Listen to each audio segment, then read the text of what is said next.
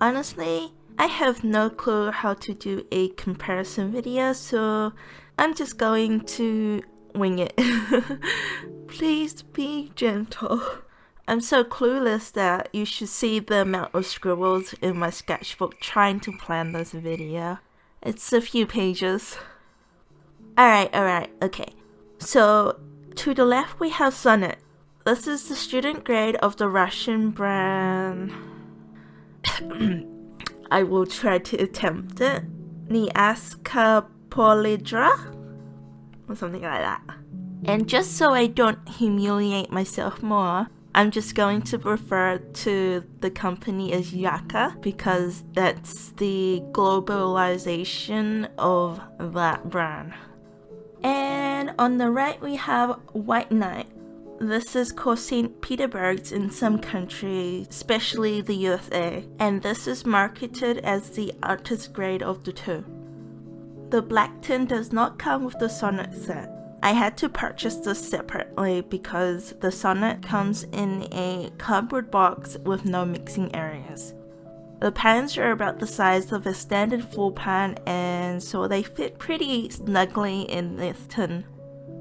So my camera wasn't picking up the color and the granulation and texture properly, so I scanned the swatch cards and slapped it in here.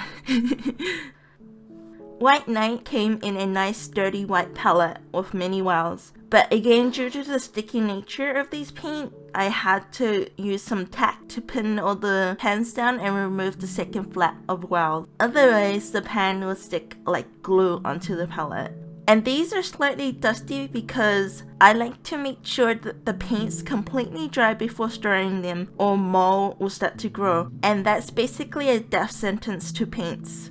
But since they take a few days to dry, especially in New Zealand summers, which is 90+% humidity, dust bunnies started to accumulate on the sticky surfaces. Since I have 24 Sonnet pans and 36 pans of White Knight, I chose colors that were similar in either shades or pigment numbers. Sonnets are usually painted on the left while White Knights are painted on the right. I really should have marked which color belonged to which product line in these swatches. Hopefully you can see which palette my hand waves around. I did use my Pentel pocket brush to draw the black areas, and I'm not really sure if it's the pen or the ink or the paint itself, but most of the swatches seem to be semi-transparent or semi-opaque regardless of the line, so that suggests more fillers could be used. I sort of expected this behavior from the Sonnet set, but not really the White Knight. Both these watercolor re-wet really well, but they are incredibly sticky and stay moist in the pan for a very long time, so they sort of don't seem to like places with high humidity, otherwise they just stick to everything. They also both have a very strong artificial sweet scent. According to the website, the company uses dextrin, which from my small scientific knowledge is a type of sugar, and I'm assuming that along with the gum arabic is causing that scent. I mean, it's bearable, but I just wanted to make it clear that it's there, and whenever I do use these paints, I instantly know it is them. The good thing is, the scent doesn't transfer to the artwork, which is a huge relief.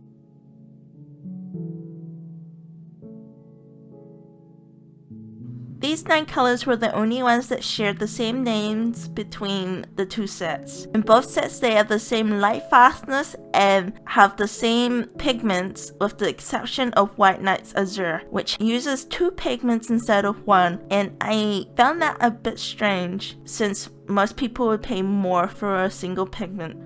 So here is a mixing chart of the primary colors. I honestly have no idea why I switched the size of the product lines and made Sonnet on the other side.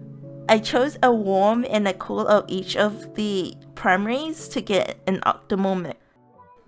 Alright, to the speed paint. I decided to paint half of the drawing with Sonnet and half of it with White Knights instead of 2 of the same thing.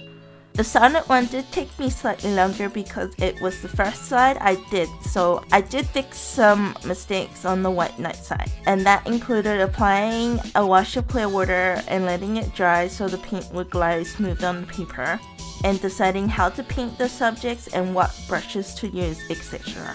One thing I could not change was the need to mix the colors for the Sonnet set. I really love Payne's Grey, so when Sonnet didn't come with it, I knew I had to make it myself. I think the only real difference between the lines is the behavior of the paint, which is decided on how the pigment will mold and the amount of pigment versus binder and fillers. I don't know why, but is it just me? But it's somewhat confusing that the Sonnet paints are actually more vibrant than the White Nights despite being the same. I don't know, maybe they were trying to go with a more natural shade for the artist grade so it doesn't scream in your face how bright it is? Who knows? On the White Night side, since the paint was a little bit duller or natural compared to the Sonnet set, I found it slightly difficult to match the colors, especially with the orange and the earthy tones. I had to layer the paint more, but maybe that's why it's the artist grade, since layering is a higher skill level technique. I think the White Nights did give amazing texture to the piece through granulation, while the colors of Sonnets made the drawing warmer, more fun, and more cartoony, which I was aiming for.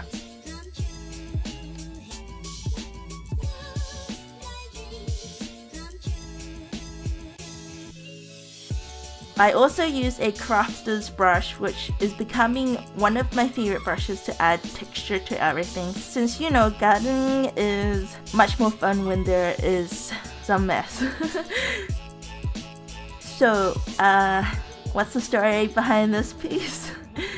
It's somewhat related to the song playing in the background. A couple of weeks ago, I had a dream where I was gardening and I had pulled out some baby carrots, actual human babies in carrot costumes, that were happy and singing about finally being eaten. I thought that idea was a little very scary. So I made the carrots actual carrots and used a musical score sheet of Mary Had a Little Lamb for the music notes and the song instead. And yeah, my dream came true.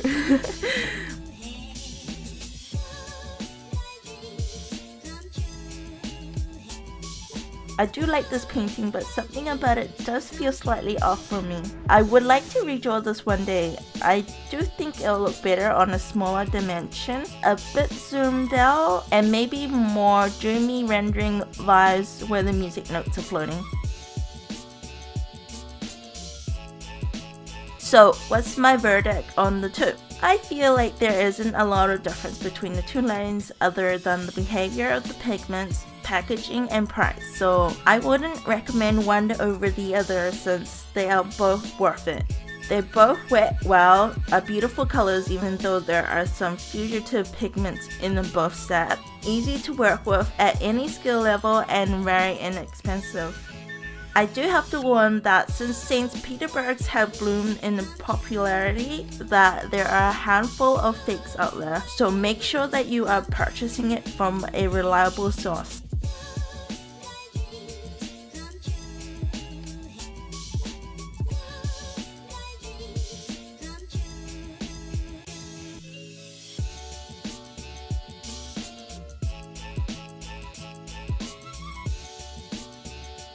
Thank you so much for watching, happy painting, and until next time, bye!